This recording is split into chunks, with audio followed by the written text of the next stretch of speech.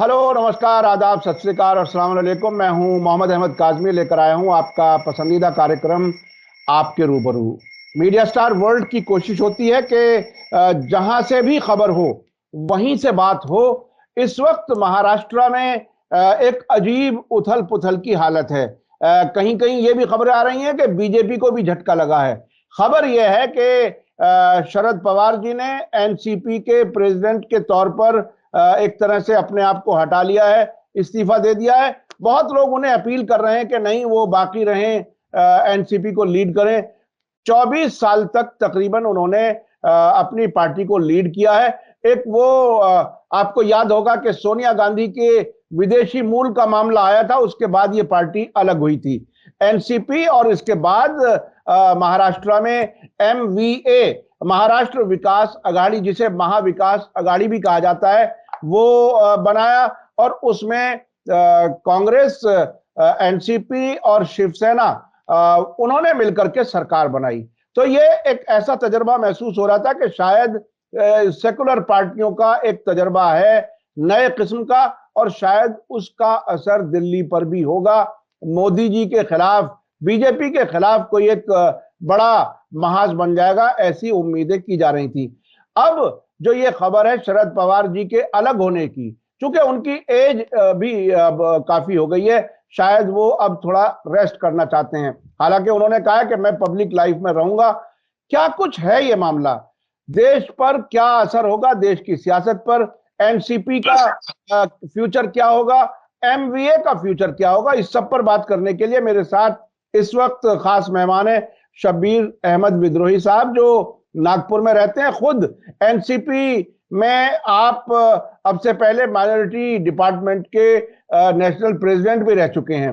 बहुत ही बेबाक अंदाज में अपनी बात करते हैं। मैंने बात शुरू करने से पहले उनसे बिला तकल्लुफ कहा कि आपकी पार्टी का मामला है, आप बोलना चाहेंगे या नहीं बोलना चाहेंगे। आमतौर पर पत्रकार और लीडर दोनों जानते हैं कि किन इश्यूज पर कौन बोलेगा, कौन नहीं बोलेगा। मैंने वही एहतियात की थी, लेकिन आपने कहा कि नहीं, मैं बोलूंगा, जो भी आप सवाल करेंगे उसका मैं जवाब दूंगा। तो ये जनाब शब्बीर अहमद विद्रोही साहब इस वक्त घर पर नहीं है, रास्ते में कहीं है, गाड़ी पे, गाड़ी से ही बैठ करके वो हमें टाइम दे रहे हैं। क्योंकि मैंने उन्हें रिक्वेस्ट किया था, उन्होंने वक्त निकाला, इसके लिए बहुत बहुत शुक्रिया। शब्बीर अहमद विद्रोही साहब, वेलकम है आपका। शब्बीर अहमद विद्रोही साहब, आपका वेलकम है। आपने मीडिया स्टार वर्ल्ड को रास्ते में, सफर पे, सड़क में तकरीबन बैठ करके, सड़क पर रास्ते में वक्त निकाला, उसके लिए बहुत बहुत शुक्रिया। आप बताइए कि आप तो अंदर के हालात अच्छी तरह से जानते हैं, क्या कुछ है, कब से ये मामला पक रहा था, क्या कुछ हो रहा था, क्या ऐसी कुछ बातें अब से पहले भी शरद पवार जी ने कहीं कही थी, पर्सनल मुलाकातों में या पार्टी के अंदर की मीटिंग्स में, या ये अचानक ऐलान हुआ है? आपके दर्शकों का अभिवादन करते हुए मैं आपके सवालों के तरफ आता हूं और आपकी बातों को बात बताता हूं। कल जो हमारे आदरणीय शरद चंद्र जी पवार साहब ने जो एक ऐलान किया, जो ऐलान करने के बाद पार्टी के निष्ठावान कार्यकर्ताओं के और कार्यकर्ताओं को थोड़ा सा ठेस जैसे लगा, झटका लगा। और आपने ये सवाल किया है कि क्या होगा महाराष्ट्र विकास अघाड़ी का और एनसीपी का। देखिए, एक चीज आपको बता दूं, हमारी एनसीपी जो है 99 में बनी, और 99 में बनने के बाद आपको पता है कि उसी साल हमको राष्ट्रीय मान्यता मिल गई थी। हम रिकॉग्नाइज हो गए थे राष्ट्र के लिए। अभी 1-1.5 महीना पहले चुनाव आयोग ने हमारी राष्ट्रीय मान्यता को समाप्त कर दिया। दूसरी चीज, अभी आपने पूछा कि ये क्या किसी बहुत दिन से खिचड़ी पकती थी। खिचड़ी बहुत दिन से नहीं पकती है, खिचड़ी तो एक झटके में पक जाती है। पकाने के लिए अगर आपको बिरयानी पकानी हो तो थोड़ा टाइम लगता है, नहीं तो बाकी कुछ नहीं है। और ये सारी चीजें हैं। आपने कहा कि व्यक्तिगत रूप से मिलने मिलाने में हम और हमारे नेता के बीच में अच्छे संबंध थे। हम लोग संगठन की बात करते थे और बाकी किसी किस्म की कोई बात नहीं होती थी। रह गई बात, देखिए, हमारे नेता जैसा कर्मठ, और एक बात बताता हूं, कर्मठ के साथ जो है हिम्मती बहुत कम मिलेंगे। कैंसर से, मुख के कैंसर से ग्रसित होने के बावजूद भी उन्होंने डॉक्टर के मना करने पर भी प्रचार प्रचार सारी कामों को करने के साथ साथ आज पार्टी के जनक आज तक पार्टी के प्रेसिडेंट पद पर बने रहे। उन्होंने इस्तीफा क्यों दिया? इस्तीफा क्यों दिया, इस पर बहुत सी बातें हो सकती हैं, लेकिन मैं ये जानता हूं कि उम्र का आपको मालूम होना चाहिए 83 इयर्स के उम्र में वो चल रहे हैं। दूसरी चीज ये है कि आप चाहते हैं, एक दिन 10 दिन 8 दिन पहले उन्होंने कहा था कि मैं चाहता हूं कि अब युवाओं के हाथ में बागडोर सौंप दें। इशारा तो था कि वो कुछ सौंपना चाहते थे, लेकिन ऐसे सौंप देंगे ये पता नहीं था। इसी दौरान एक बात और आपने देखा था और आपने भी पूछा था, मीडिया ने भी बहुत बार पूछा था कि आपके अजीत दादा पवार क्या भाजपा के साथ जाने वाले हैं और यह भाजपा के जाने में ये पद रुकावट बनने वाला है। देखिए, एक बात आपको बता दे, नेता बड़ा होता है अपनी नीतियों से, नेता बड़ा होता है अपने व्यवहार से, नेता बड़ा होता है अपने उस संस्कार से जो कार्यकर्ता को परिवार का सदस्य मानने लगे। तो ऐसी स्थिति में जो ये चीजें चल रही थी, ये जो बातें हो रही हैं, ये बातें जो है नगण्य है। कारण ये है कि हमारा नेता जो है निर्णय लेने में सक्षम है और वो नेता ही बता सकता है कि किन कारणों से उन्होंने रिजाइन दिया, क्योंकि रिजाइन देने के 3 ही मुख्य कारण होते हैं। पहला होता है स्वास्थ्य, दूसरा होता है मन की भावना की किसी और को सौंप दिया जाए, और तीसरा अगर उसके काम करने में किसी प्रकार की रुकावट होती हो तो वो हट जाना ही पसंद करता है। समझ रहे कि नहीं? अब ये सारी बातों के दौरान अब आप जान सकते हैं कि कीजिए, हम तो यही जानते हैं कि उन्होंने पार्टी के हित में निर्णय लिया है और ये निर्णय लेने में जहां तक सवाल है, उन्होंने अपने विवेक से निर्णय लिया है और वो निर्णय को हमारी पार्टी के लोगों को मानना चाहिए। वैसे कार्यकर्ता को भी जो आपत्ति हो अपने नेता को बताना भी चाहिए। ये बात सच है, क्योंकि पार्टी के जनक पार्टी को छोड़ के नहीं हट सकते। उन्होंने पद से इस्तीफा दिया है, पार्टी के नेतृत्व से इस्तीफा नहीं दिया।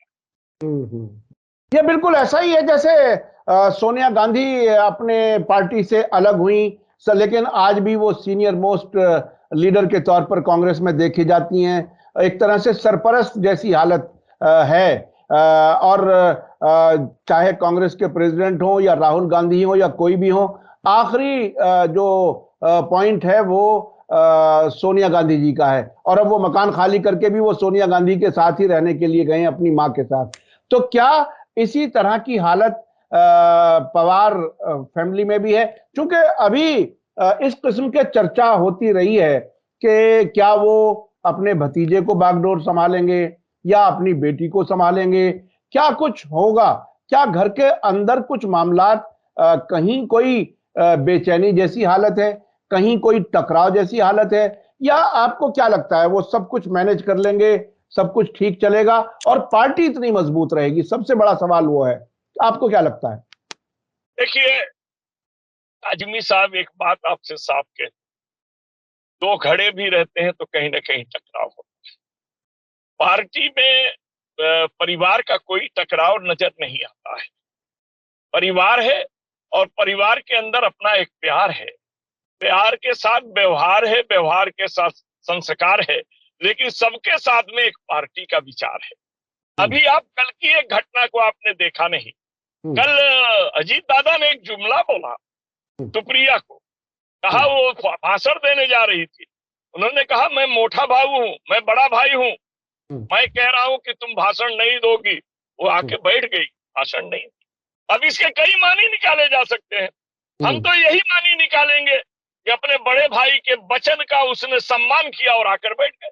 बहुत से लोग कहेंगे कि वो डर से बैठ गए, दबा के बैठ गए, सुर झुका के बैठ गए, समझा के बैठ गए, उन्होंने तानाशाही की। समझ लीजिएगा। तो मैं ये जानता हूं कि आप जिस चित्र से देखेंगे उस चित्र से दिखाई देगा। आज भी मैं आपसे एक बात साफ कहना चाहूंगा कि कहीं न कहीं कुछ न कुछ होता है। विधायक बने हमारे अजीत दादा पवार, 4 बार उप मुख्यमंत्री रहे। मुख्यमंत्री का सपना देखना कहाँ गलत है? गलत हो तो बताइए। ख्वाब तो सभी का है, ख्वाब तो ख्वाब है, ख्वाबों की हकीकत क्या है? ख्वाब देखना कोई बुरी बात नहीं है। जब हम एमएलए बन गए तो हमारी संख्या बढ़ेगी तो हम एमपी वो मिनिस्टर भी बनेंगे, हम मुख्यमंत्री भी बनेंगे। अगर इस तरह की बात सोचना कोई बुरी बात नहीं है, लेकिन आपको बता दें कि मीडिया केवल ये देखना चाहती है, आज सबसे बड़ा राजनीतिक महाराष्ट्र में झंझट जो चलाया जा रहा है, चल नहीं रहा है, चलाया जा रहा है, वो गोदी मीडिया के थ्रू चलाया जा रहा है। अजीत दादा 2 दिन आराम करने के लिए मोबाइल बंद कर दिए तो नॉट रीचेबल हो गए, और ऐसे हो गए वैसे हो गए। क्या आदमी का व्यक्तिगत जीवन नहीं होता है? क्या आदमी अपने व्यक्तिगत जीवन में एक आध दिन मोबाइल बंद नहीं रख सकता है? तो जो चीजें चलाई जा रही है उसका मेन कारण है कि हमारी सरकार को गिरा दी गई, शिवसेना के विधायक तोड़े गए और उन्हें ले जाकर मंत्रिमंडल में बनाया गया। मगर इससे भाजपा 2024 में देख रही है कि शिंदे के साथ नेता आए, कार्यकर्ता नहीं आए, मतदाता नहीं आए, यानी वोट ऑफ परसेंटेज नहीं बढ़ रहा है, तो आने वाले पार्लियामेंट में हम 5-6 सीट से ऊपर नहीं आ पाएंगे। इसलिए राष्ट्रवादी को तोड़ना है, और राष्ट्रवादी को तोड़ने के लिए उन्होंने, अब आप देख लीजिए राष्ट्रवादी में हमारे गृह मंत्री, भूतपूर्व गृह मंत्री अनिल देशमुख को 14 महीना जेल रखा गया बगैर कसूर के। हमारे हसन मुशर्रफ साहब के पीछे ईडी फीडी सब पड़े हैं, समझ लीजिए। तो यह चक्र चलाया जा रहा है, डराया जा रहा है, धमकाया जा रहा है कि या तो आ जाओ भाजपा के मेल में, नहीं तो जाओगे जेल में। तो इन सारी कड़ियों को जोड़ करके ये लगाते हैं कि अजीत दादा के खिलाफ एक मामला चल रहा है जिसमें उनके पत्नी का भी नाम है। तो हो सकता है कि ये डर दिखा करके ये भाजपा में लाना चाहते हो, और ये भाजपा में आने को तैयार हो, ये उनका मानना है, हमारा मानना नहीं है। क्योंकि अजीत दादा ने खुद प्रेस कॉन्फ्रेंस लेकर कह दिया कि जब तक मेरे बदन में जान है तब तक मैं राष्ट्रवादी में रहूंगा। तो अब वो चाहते होंगे कि ये भाजपा के समर्थन में आ जाए, और हो सकता है कि उस समर्थन के विरोध में हमारे आदरणीय पवार साहब हों। ये बात को ये मीडिया बना रही है। अच्छा शब्बीर साहब, देखिए एक बात जो समझने की है, पिछले दिनों अमित शाह जी महाराष्ट्र में थे, मुंबई में थे, कर्नाटक जैसे इंपॉर्टेंट इलेक्शन को छोड़कर के वहां टाइम दे रहे थे। उस वक्त जो बात सामने आ रही थी, जो मीडिया बता रहा था, वो ये था कि वो वहां शिंदे की सरकार आराम से सुकून से नहीं चल रही है और हो सकता है चीफ मिनिस्टर बदलने की तैयारी हो। और इस बीच में इसी दौरान 1-2 हफ्ते के अंदर अंदर शरद पवार जी का बयान अडानी वाले मामले में, सरकार को ऐसा लगता था कि सरकार को कुछ सुकून पहुंचाने वाला बयान था। फिर अडानी से मुलाकात शरद पवार जी की, उसको भी कहीं ना कहीं सरकार को और अडानी से जोड़ करके ही देखा गया, और ये बहुत ही नेचुरल है। देखिए मीडिया का काम होता है, कुछ खबरें आती हैं, कुछ स्पेकुलेशन भी होती है, कुछ नतीजे निकालने की कोशिश करते हैं। ऐसे वक्त में जब लोग अडानी के पास से गुजरना नहीं चाहते, ऐसे वक्त में शरद पवार जी का अडानी से मिलना, यह अपने आप में एक बहुत बड़ा इंडिकेटर था। प्रेस की शिकायत हो सकता है आपकी बहुत मुनासिब हो, लेकिन ऐसे वक्त में उनका मिलना, उसके फौरन बाद पार्टी के चीफ के तौर पर, अध्यक्ष के तौर पर हट जाना, ये सब मिलाकर के अगर देखें तो आप कैसे देख रहे हैं? देखिए, ये सब कड़ियां जोड़ते जोड़ते आप जंजीर बना देंगे, लेकिन ये कड़ियां अपने जगह पर सही नहीं। हमारे आदरणीय शरद जी पवार साहब का किसी भी पूंजीपति के साथ कोई दुश्मनी, ये आप नोट कर लीजिए। उनके अपने रिलेशन है, और वो रिलेशन बड़े अच्छे हैं। कैसे हैं, क्या है, वो तो दो के बीच के रिलेशन को रिलेशन वाला जान। कभी भी हमने देखा है कि हमारे आदरणीय शरद जी पवार साहब किसी के साथ मनस नहीं रखते हैं, अंदर से दुश्मनी नहीं रखते हैं। वो केवल किसी गलत चीजों का विरोध करते हैं, वो व्यक्ति के साथ कपट, ईर्ष्या, द्वेष नहीं रखते हैं, समझ लीजिएगा। ये बात आपका कहना सही है। वो बात के बाद आपको ये भी दिखाई दिया होगा कि उद्धव ठाकरे भी जाकर के भी मिले थे।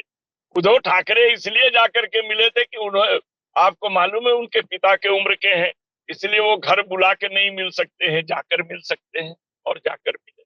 मिलने के बाद भी उन्होंने कहा हमारे विकास अघाड़ी में किसी प्रकार का कोई गड़बड़ी नहीं है। रह गया ये कि भाई देखिए, अध्यक्ष पद पर इतने साल रहे, शायद हो सकता है कि मान्यता जाने का भी उन्हें आत्मग्लानि हो कि मैं पहले साल में मान्यता ले लिया और इतने साल में हमारी मान्यता चली गई। समझ रहे कि नहीं? अब किस युवा को दे दौड़ धूप कर सके, जा सके, क्योंकि अभी भी हमारे शरद चंद्र जी पवार इतना काम कोई दूसरा नेता नहीं करता है पार्टी के अंदर। टाइम से, हर चीज से, हर वादे से, हर इसमें वो पहुंच जाने का काम करते हैं, जहां वो समय देते हैं चले जाते हैं। अभी आपने जो कहा कि ये सारी बातें अमित शाह वाली बात, अमित शाह आपको मालूम है 16 तारीख को महाराष्ट्र में थे और उस महाराष्ट्र में उन्होंने एक महाराष्ट्र भूषण पुरस्कार दिया। जो भी महाराष्ट्र भूषण पुरस्कार पाया है वो भी परसों बोल रहा था, एक दिन उसका भी मीडिया में आया था कि हम पुरस्कार वापस करने जाने वाले हैं क्योंकि ये चीज हमको ठीक नहीं लग रही है। अब हो सकता है कि उसमें भी 14 लोग मर गए, उसका वो वजह हो, या वो ये समझता हो कि हम गलत तड़ीपार आदमी के हाथ से पुरस्कार ले लिए हैं इसलिए वापस कर दे। अरे भाई देखिए, ये बात मैं इसलिए कह रहा हूँ कि ये अपने अपने सोच की बात है, अपनी अपनी भावना की बात है। जैसे आप लोग सोच लेते हैं कि दबाव में आकर इस्तीफा दे दिए, हमारे नेता का ही दबाव पार्टी पर है, हमारे नेता का दबाव पार्टी पर है, किसी का दबाव हमारे नेता पर नहीं है। ये बात मैं क्लियर कर देना चाहता हूँ। वो अपने स्वेच्छा के मालिक हैं और वो इतने सुप्रीम हैं, इतने बड़े हैं कि वो जो निर्णय लेना चाहे अपने विवेक से ले सकते हैं और उन्होंने लिया है। अच्छा बस अब मैं ये समझना चाह रहा हूं, आपकी जगह आपकी बात बीच में रोक करके, जो महाविकास अघाड़ी है उसको संभालने की कैपेसिटी, सलाहियत अजीत पवार या उनकी बेटी में कितनी है? अभी ऐलान नहीं हुआ है कि उनका सक्सेसर कौन होगा, लेकिन आप एक उन लोगों की भी, जैसा कि आपने शरद पवार जी के बारे में बताया कि बहुत ही मेहनती, बहुत ही लगन से, बहुत ही डिसिप्लिन से सियासी मामलात को वो देखते हैं, पार्टी के मामलात को देखते हैं। ये जो नेक्स्ट दूसरी पीढ़ी आ रही है उससे आपको कितनी उम्मीद है? उसमें क्या कुछ है? क्या वाकई उनमें वो सियासी पुख्तगी है कि वो इतने बड़े कैनवास पर सियासत कर सकें? देखिए, वो तो एक बात आपको बता दूं कि हमारे यहाँ बहुत सी चीजें, और जब चीजों पर जाएंगे तो लंबी बात हो जाएगी। पहली बात तो यह है कि आदरणीय शरद चंद्र जी पवार साहब नेतृत्व से इस्तीफा नहीं दिए हैं, केवल अध्यक्ष पद से दिए हैं। पार्टी में बने रहेंगे, पार्टी का देखेंगे, पार्टी के जनक हैं और जो पार्टी का जनक है उससे पार्टी की चिंता रहेगी। आपने कहा कि उनके बेटे और अजीत पवार में, उनकी बेटी सुप्रिया सुले में और आदरणीय अजीत पवार में उतनी क्षमता है। देखिए, पावर स्टेशन से जब ट्रांसफार्मर के जरिए आदमी कहीं भी बिजली को भेजता है, ये उसी परिवार के हैं, उनके अंदर भी वही सूझबूझ है। अगर अभी हम ये नहीं बता सकते हैं कि कौन उत्तराधिकारी बनेगा, मगर अगर इनमें से भी कोई उत्तराधिकारी बनेगा तो पावर सेंटर तो हमारे शरद चंद्र जी पवार ही है जो ये पावर को सप्लाई करेंगे और इनमें से भी क्षमता है। देखिए, एक बात आपको बता दूं, पवार साहब 83 वर्ष में चल रहे हैं। अगर वो अपने सामने किसी को अध्यक्ष बना करके चलेंगे तो वो देखेंगे कि ये दोष और गुण इसमें है कि नहीं है, तो इसमें बहुत सी बातें सुधारी जा सकती हैं। नहीं तो आज नहीं कल उनके बाद किसी न किसी को तो पार्टी संभालना ही है। तो अभी चलते फिरते हालत में अगर किसी को उत्तराधिकारी बनाते हैं तो संभालने में बड़ी आसानी होगी और समझाने में भी बड़ी आसानी होगी, पार्टी को मजबूत करने में भी आसानी होगी। अब आप बोलते हैं यूपीए यानी हमारा महाराष्ट्र विकास अघाड़ी, एमवीए, एमवीए को एक बात नोट कर, एमवीए यह बात मानकर चलिए कि जनता के हित के लिए हम कुर्बानी देकर के आगे बढ़ेंगे। हमें वो सरकार नहीं चाहिए जो किसान विरोधी हो, नौजवान विरोधी हो और संविधान विरोधी हो, मुसलमान विरोधी हो। ये हमें वो सरकार नहीं चाहिए जो नौजवानों को नौकरी न दे सके, संविधान की इज्जत न कर सके, किसानों का MP minimum price support price न दे सके। तो इसके लिए जब हम त्याग की भावना रख सकते हैं तो ये आप मान लीजिए कि जब कोई आदमी त्याग की भावना ले लेता है तो उसमें फूट पैदा नहीं होती है, जब लालच की भावना लेता है तो फूट पैदा होती है। इसलिए ये दोनों नेताओं में से भी कोई नेता बनेगा तो वह एमबीए को संभाल लेगा, और एमबीए अपने विचार से, अपने आइडियोलॉजी से, और अपने जो चीजें जो उनके मिनिमम कॉमन मिनिमम प्रोग्राम के जरिए जो बनी हुई है, इस पर ये अडिग रहेगी, और ये इतनी अडिग रहेगी कि भाजपा की नींद उड़ी हुई है। असल बात वही है। ये खबर शरद पवार जी के अध्यक्ष पद से हटने से बीजेपी को फायदा होगा या नुकसान होगा, ये अपने आप में एक सवाल है, क्योंकि बीजेपी परेशान तो है। अमित शाह जी जो गए थे वो परेशानी इंडिकेट करती है, लेकिन अब मतलब जो आपका कहना यह है कि बीजेपी को टक्कर देने के लिए ये लोग मजबूत हैं, या बीजेपी में कहीं खुशी होगी कि चलिए बड़े नेता जा चले गए और अब हम बच्चों से निपट लेंगे, ऐसा तो नहीं है? नहीं नहीं नहीं नहीं, एक बात आपको और बता दूं, सबसे ज्यादा कष्ट होगा क्या नाम है, बीजेपी को। आप पूछेंगे क्यों? बीजेपी अजीत दादा को तोड़ करके लाने के फेवर में इसलिए थी कि वोट आप परसेंटेज बढ़े। मैं आज भी दावे के साथ कहता हूं, आपने चुनाव से पहले देखा हमारे बड़े बड़े मिनिस्टर भाग गए, समझ लीजिएगा, मुंबई के इधर उधर के सब भाग के भाजपा में गए। लोगों को अंदाज लगने लगी कि राष्ट्रवादी को 20-25 सीट मिलेगी, मगर पवार साहब डटे रहे, अड़े रहे।